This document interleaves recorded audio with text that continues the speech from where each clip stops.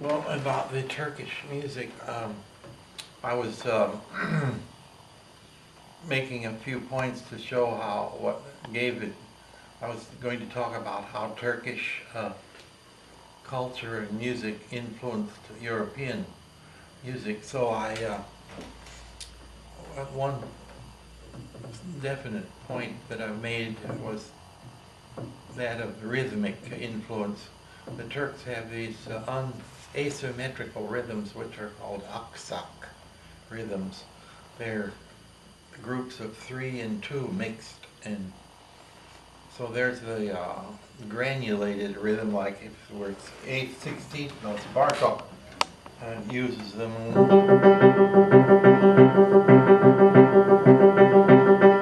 That's 1 2 1 2 1 2 3 1 2 1 2 1 2 3. That would be considered 2 impulses, probably. 1 2 1 2 is the first, and so that measure would have 2 impulses, asymmetric. And Bartok in his writing calls them Bulgarian rhythms, which they probably are, but I understand now that the Turks were the first to use that rhythmic scheme. So now let's see, this piece is based on 1 2 3 1 2 1 2 1 2 3 1 2 1 2.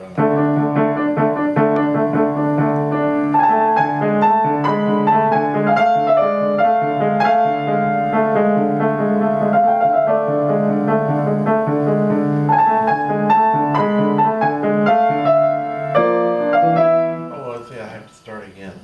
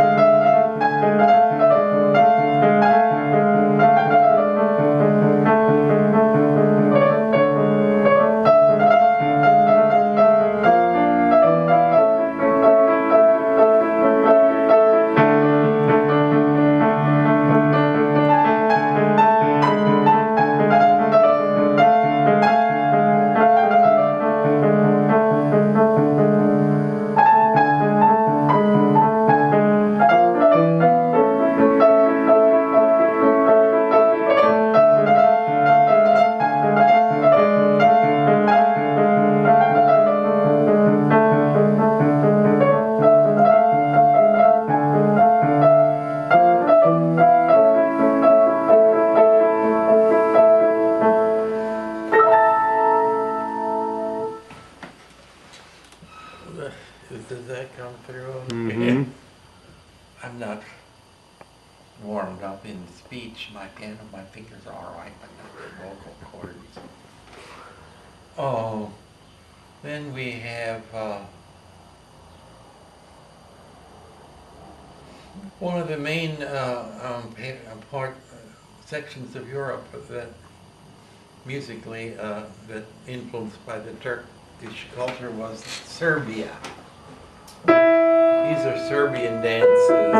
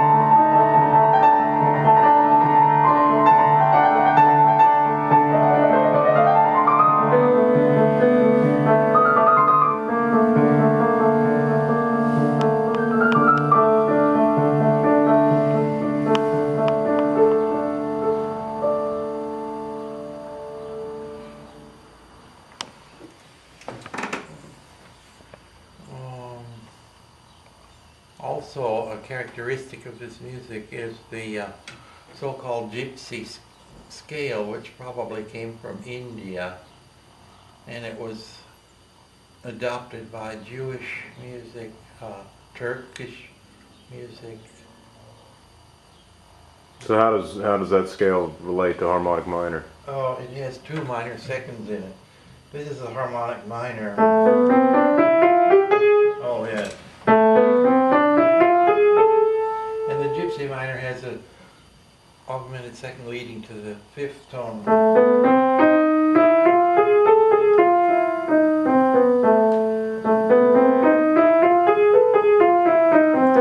So you can have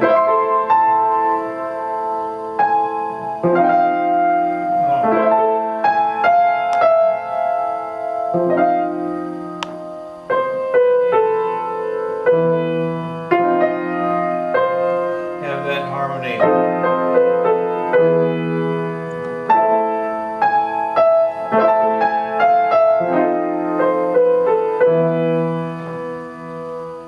And then of course the Eastern Europe being so isolated and dominated by Byzantine Empire and the Turkish culture for centuries, the original church modes persisted there. So you had things like they often used Phrygian.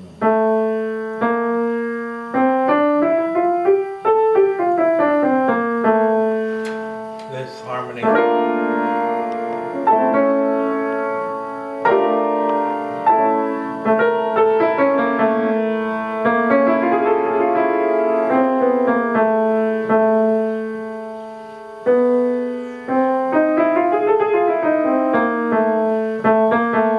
Half-step going. These half steps, of course, the scale in old Turkish music had 24 tones between octaves, where we have only 12.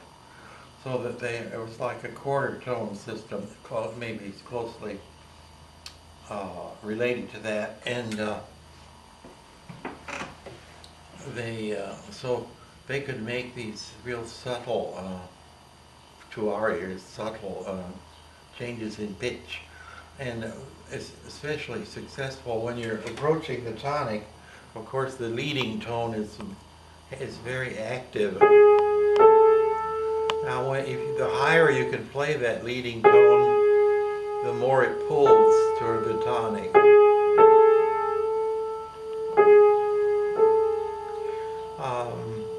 So that even today, violinists, or people that can change pitch while playing, play those leading tones high. On the piano, of course, you can't do that. That's fixed.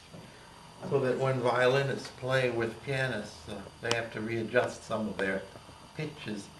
But that idea of getting as close as possible and still hearing it as a different pitch, getting as close as possible to a tone, it's like a magnet. The closer you get, the stronger the pull is. So that, with the gypsy scale, we've got 2 of those. This one close, pulled into the dominant and then into the tonic. So it gives more tension melodically than Western music, so-called Western music. I mean music of Western Europe.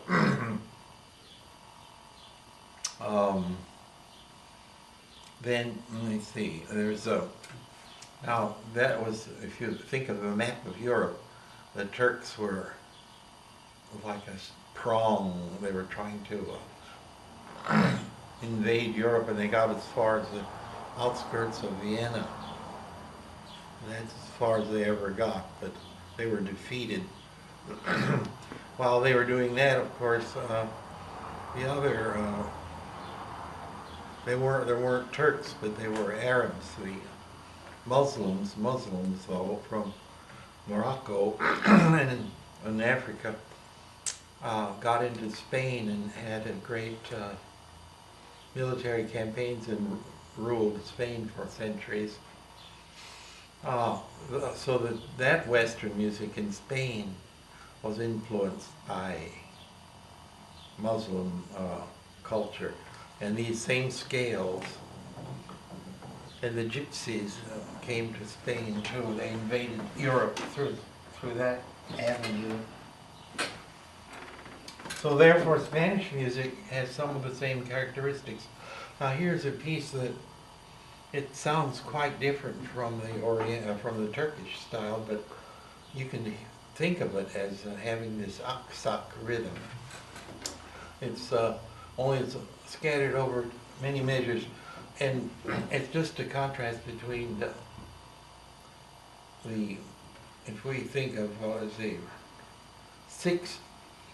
6/8 notes per measure, then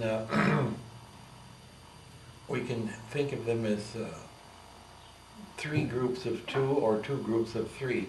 And that's where the contrast is. You'll hear suddenly a shift, no shift in tempo.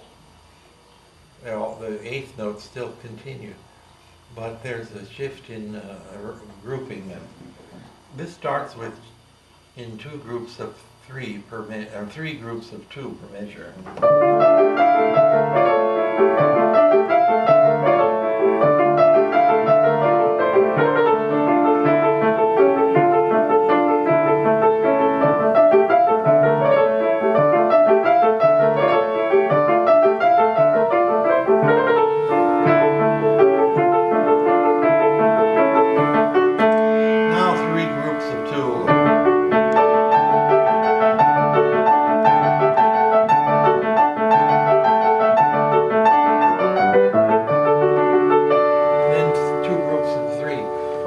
This measure has both of them on it.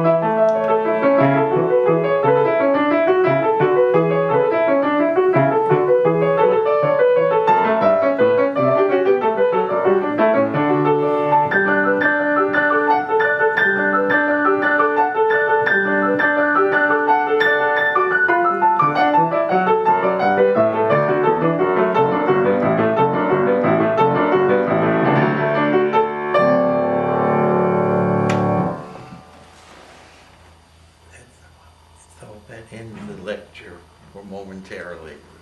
What is that? Do you think that's interesting, that shift? Mm-hmm. It's suddenly, threes, of course, are always give a sense of freedom. Mm-hmm. You know, because we're two-legged and we go in twos. We think black and white, yes, no, and like a computer, I guess, really. That awful thing, the computer. But when you hear 3, when you experience a 3 unit, it has a dramatic difference. It has, to me, this piece suddenly opens up. It's a great free, like a dance. Well, it's a dance, of course, danza de la pastora, Dance of the Shepherdess. But the parts that are in two sound like they're a footwork dance to me. And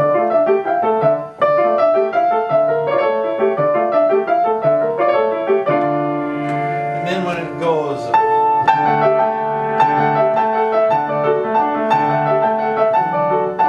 that has an open as if suddenly you're spreading your arms, or has a flying effect, kind of off the ground.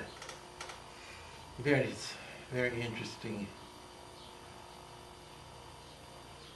The older I get now, the more I relate the mysterious, what's thought of as being mysterious and unexplainable interpretation of music to physical things, lifting an object from one place to another, or this dance movements, abstract movements.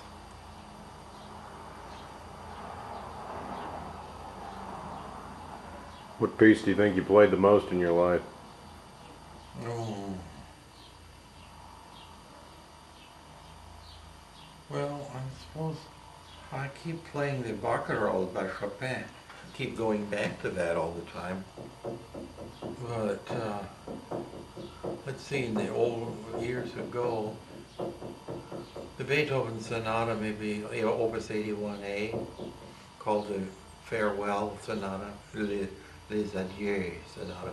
I haven't played it. It comes and goes on my horizons. I don't know. It's a very exciting piece. I don't know if I could even attempt it now. I haven't done it for years. But when the Archduke Rudolf von Habsburg, the heir to the empire, took piano lessons from Beethoven, and when Napoleon was trying to capture Vienna, or he did, the Habsburgs ran off somewhere else. So Beethoven, this is a farewell to his student. We don't ever know. A lot of the most brilliant Beethoven music was dedicated to the Archduke Rudolf, but no one ever mentioned that he could play any of those things. But he did take piano lessons from Beethoven. And so Beethoven wrote this sonata, the Farewell Sonata. It was based on this motive of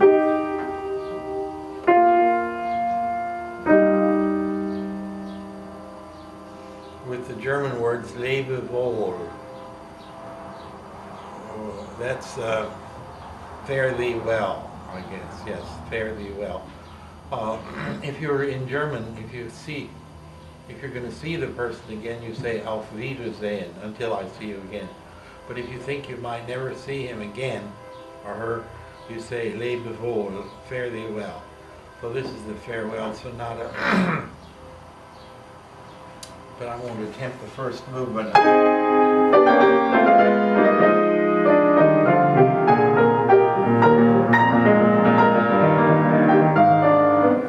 That's the kind of first movement. The first movement is called the Farewell.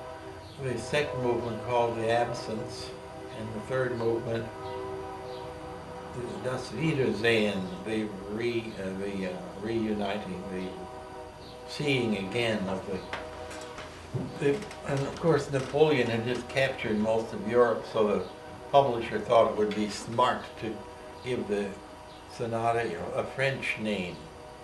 So it was published as Les Adieux Sonata. This angered Beethoven. He was very against Napoleon. He was very enthusiastic about Napoleon first.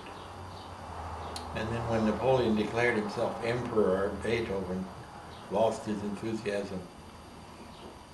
And he had written a symphony, the heroic symphony for Napoleon, dedicated to Napoleon. And then when Napoleon declared himself emperor, Beethoven tore up the dedication page and wrote another one saying, to the memory of a great man. Well, this is the wild sort of excitement of the Wiedersehen, what do you call it in English? when you see someone again after a long time.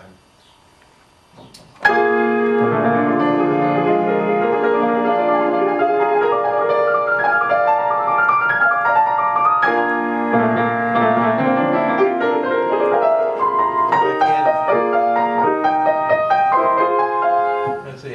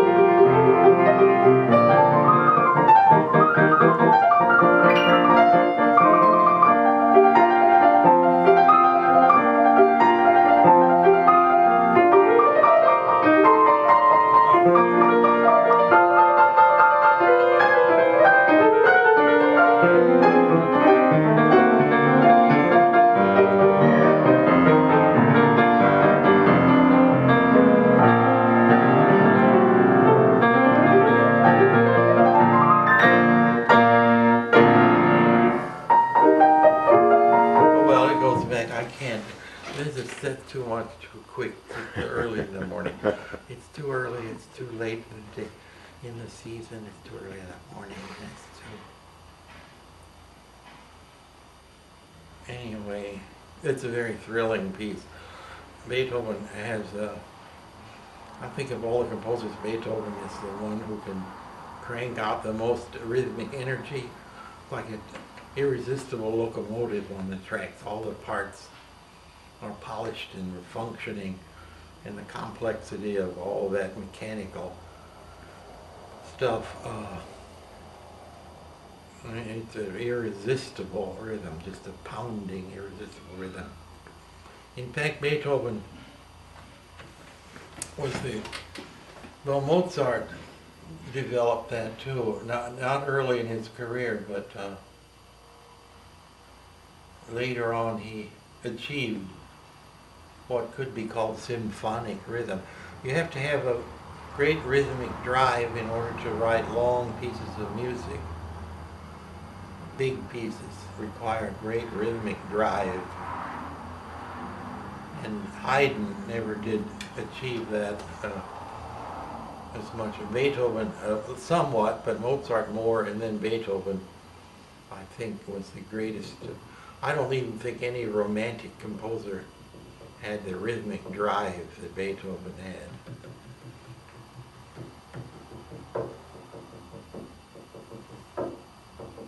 So, that Beethoven, after developing this rhythmic drive, just pages fly by, you know, without rest. You're hurled forward. If you can do that in music, you can build big things. You can cover great distances. Architecturally, it's like it's like having the steel girders you didn't have before. So now you can build great projections and things, and Beethoven was able to do that. And the composers after him learned that from Beethoven. But, let's see. And I think it's interesting that very late Beethoven, he being a master of that rhythmic drive, he was able to stand still in music, almost. Just like those later works, the sonatas, they have transfigured quality, like great halos around, but no, they don't move or jitter around, they're just sort of just radiate sound. Anything you remember? No, but you remember that pianist, you remember that years ago, that program that we talked about briefly, where you heard they had pianists for about an hour and a half on TV. Mm-hmm. And I thought you should listen to that. You did, and you said that there was one piece, you picked that piece out, the Beethoven Opus 111. Mm-hmm. That's an example of that. Mm-hmm. It's very slow.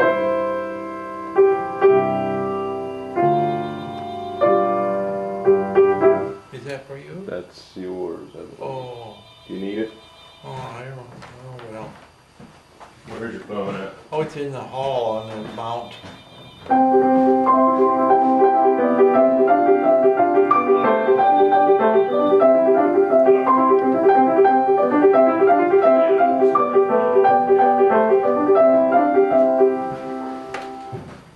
Oh, somebody. Hello. Oh, hi. I could, yeah, it's a small amount, but I'd be glad of it, yeah.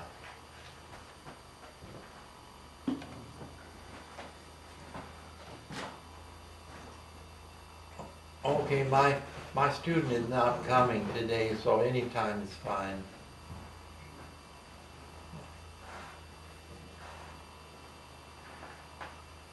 No, well, whenever you're ready, that's okay. All right, thanks. Bye. Grocery store, right? Oh, I'll just leave it here. Anyway, this is there's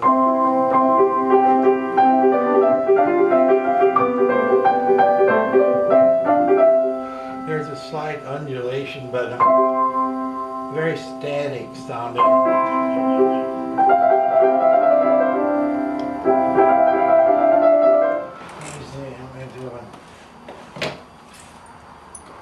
Oh, I've got volume 2, Beethoven. But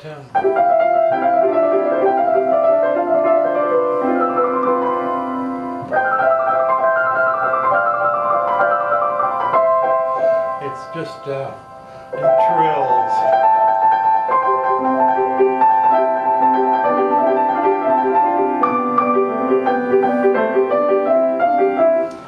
Sort of this sense of static but undulating, but within a limited space. That's all I can think of saying about anything.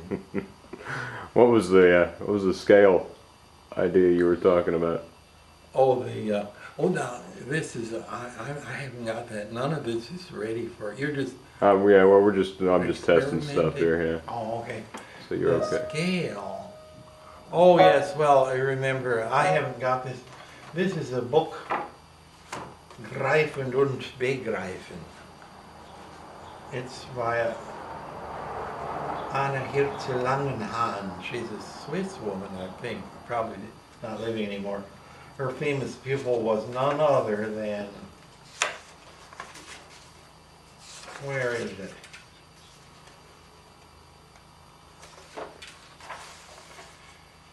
Edith Picht-Axenfeld. What does that mean? Oh, I don't know. It's massive. It's a hyphenated German name.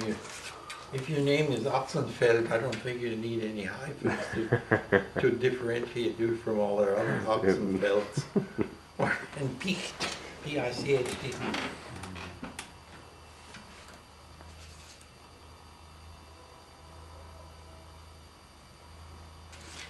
Anyway, these are very, very severe exercises. The title means Greifen und Begreifen. Greifen is to grip something. or grip really.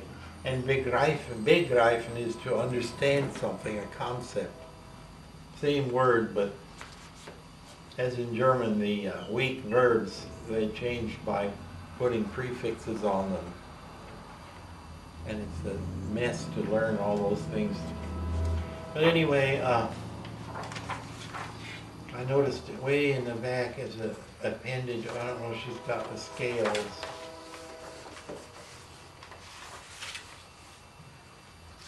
Where are they?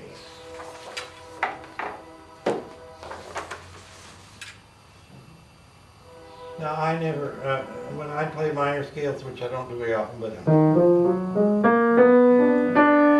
there's that, if you put keep putting your thumb on the black keys, which one should do, then you get this, you have to have this great leap here with this finger, and you have to make an awkward motion. But she uses her thumb on the black keys.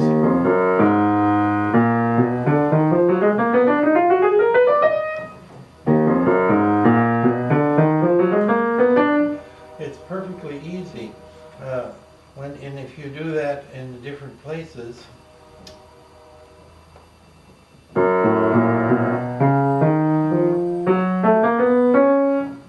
let's see,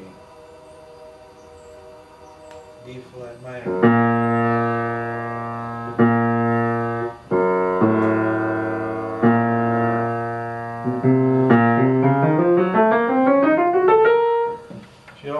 I think you always get that minor, the harmonic minor, that minor second between the third and fourth finger. I haven't figured it out yet.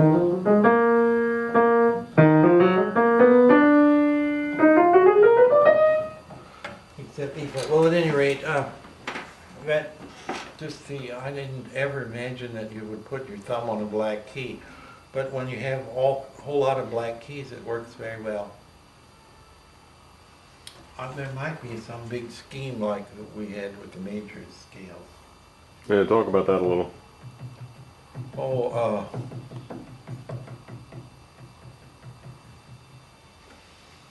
well,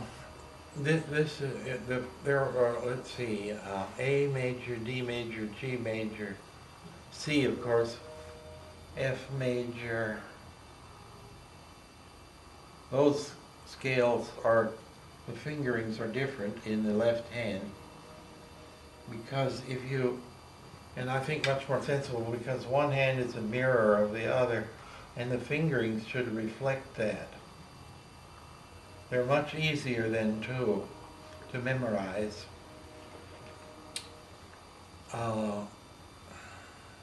It works out so that the fourth finger, one hand has the same finger on the keys throughout all the scales, like the thumb will be on C and the fourth finger on B. And if you're playing the F scale, the thumb is on C and the fourth finger on B flat. And that goes, if you're in flats, they go through all the flats, the thumb stays on C. And the fourth finger's on B flat. That's sort of a fixed hand position. Then the left hand,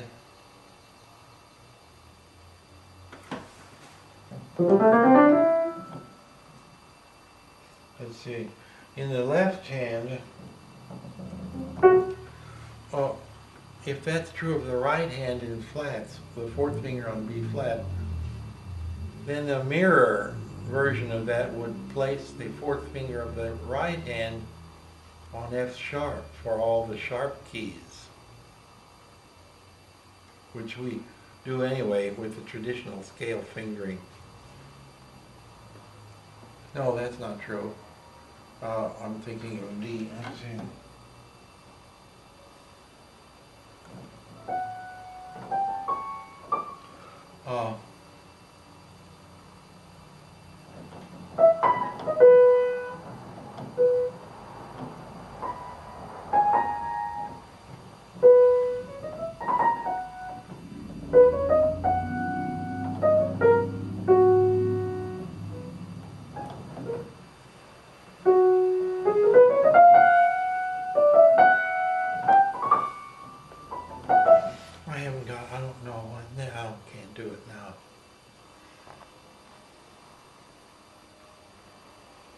can't.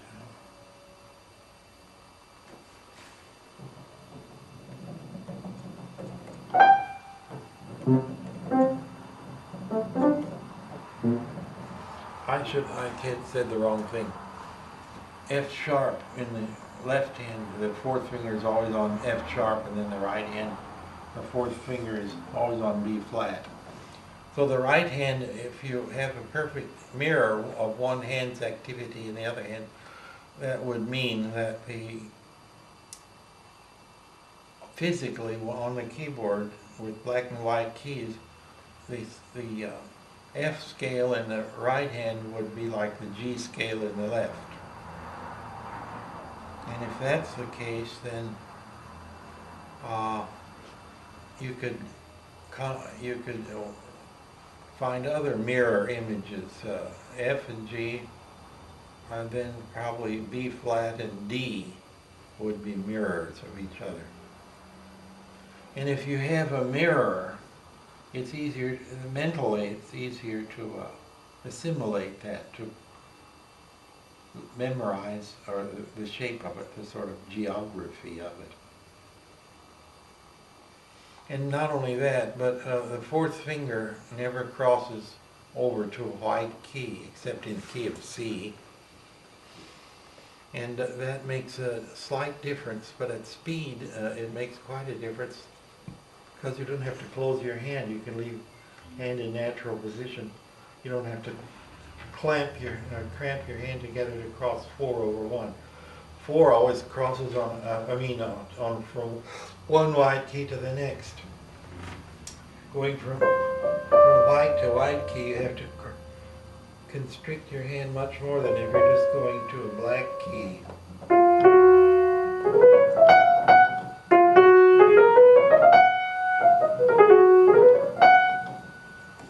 So that makes it, it's more relaxed, you can get more speed, and it's easier to learn.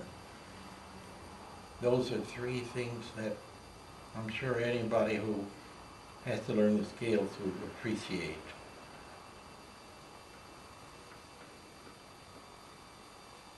I think that whole system, that system for major scales at least, was invented by a pianist named Moritz Moszkowski,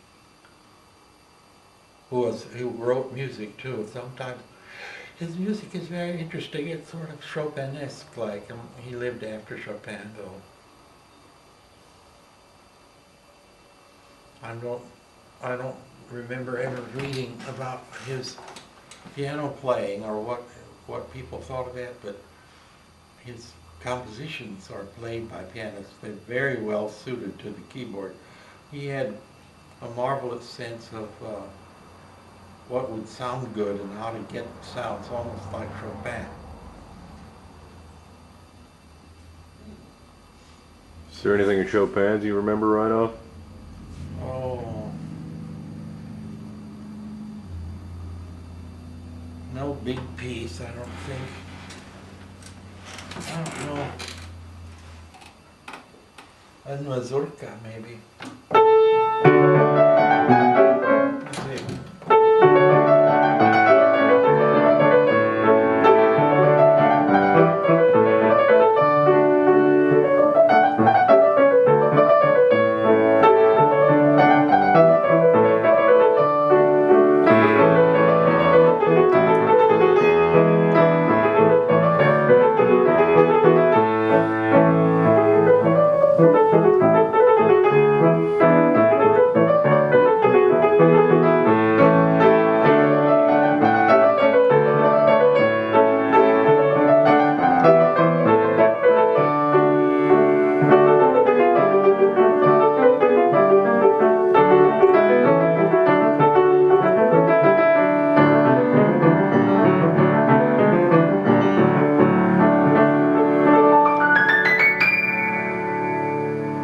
That's a little preview.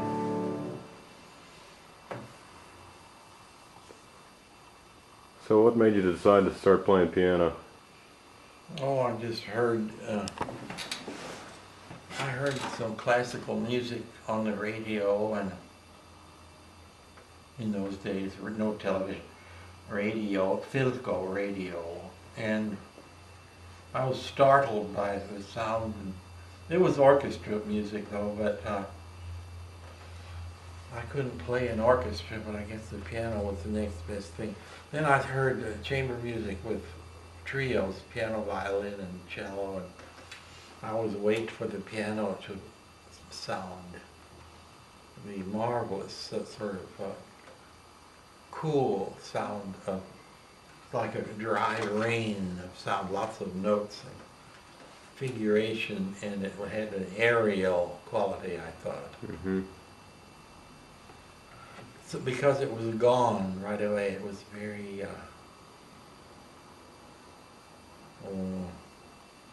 ethereal.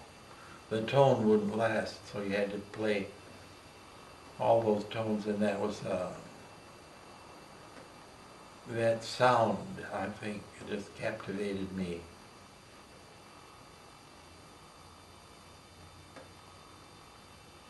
Contrasted to this, to the stringed instruments, which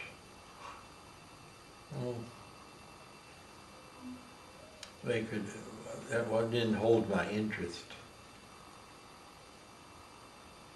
And then the rhythmic authority of the piano. It's hard to, you can be off rhythm very easily, just the slightest little bit. But if you're right on the point, then there's no other instrument that has the precision and the sort of rhythmic clarity of piano music. Of course, we don't have big fat melodies. We can't do that. But I think most people, I think the musicians are either singers or dancers or some combination. And I consider myself a dancer in that sense.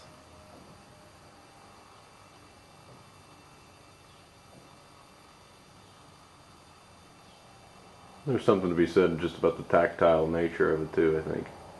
Of the piano? Yeah, or just playing guitars the same way too. I mean, it just feels good. Yeah, the fingers, that's another thing. Somebody once asked me, another musician asked me, how is it that pianists keep going on and on for years into their old age, they keep playing the piano? And it put me in mind of in a music store in Orange County. I was there once, and they had a film up of Horzowski, he was 98 years old, and he limped out from the side of Carnegie Hall. Huge audience waiting for him out there, and he not limped, but just lurched sort of uncertainly on his feet, and sat down at the Steinway and played just marvelously well. I mean, there wasn't a sign of weakness or anything. And so that put me in mind. But other instruments, well, let's say singers, you know, they can't keep singing. Men last longer than women with their voice, but they develop slower too. But almost an 80-year-old singer is a great rarity, if you know, still sound like anything. Not sounding like an 80-year-old. And then horn players, they can't keep playing.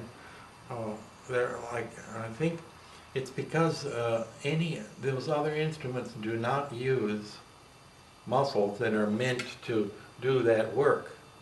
They say that a singer is, that our vocal cords aren't meant to sing like that, not opera singing.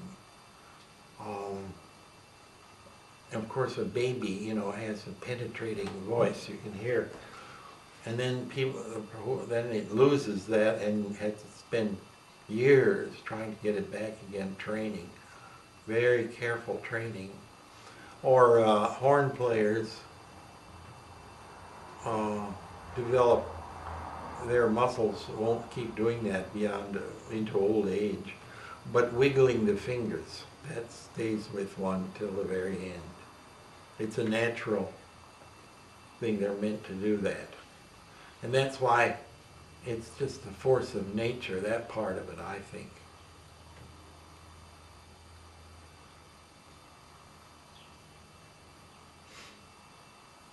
Well, you have another short piece that you recall, so we can finish our first little conversation here. Oh, what should I play?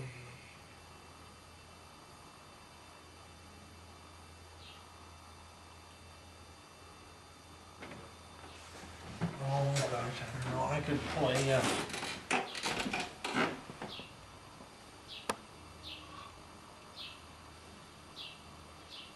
I could play a Soler sonata. That's 18th century music. Spanish priest, Padre Antonio Soler, wrote sonatas, and you can hear a sort of a guitar gestures in it here and there.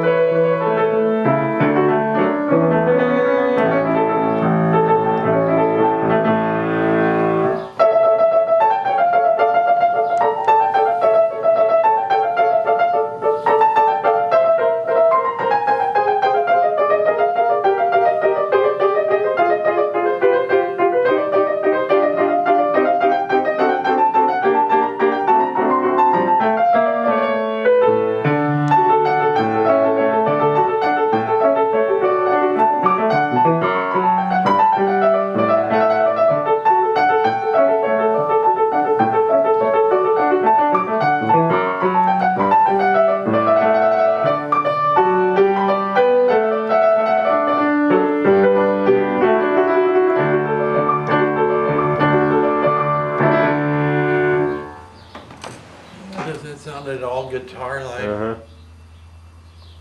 Oh, and one last question. Mm-hmm. Who's your worst student ever? Oh, oh, I don't know. You're supposed to say me. Oh, well, I can't do that. It depends on what I'm teaching. That was a joke. Yeah, I'm thinking though. There's if you just teach someone how to wiggle their fingers on the piano, that's one thing, but the whole conversations about music and all that, that's something else. Mm-hmm. So I don't know. Well, this is pretty good. We got 50 minutes of stuff. Is that right, 50? Mm-hmm. But that's none of it's, I have to be better organized. Well, we'll just get together every once in a while and do this. I'll do the whole thing over though, this one. Well, I'll keep this. Yeah, I'm gonna keep all of it. You're just going to go to the Figler archive, is it? My goodness. Well, say goodbye. Oh, all right, goodbye. Till next time. Hasta la vista, Wiedersehen, and adieu, adieu.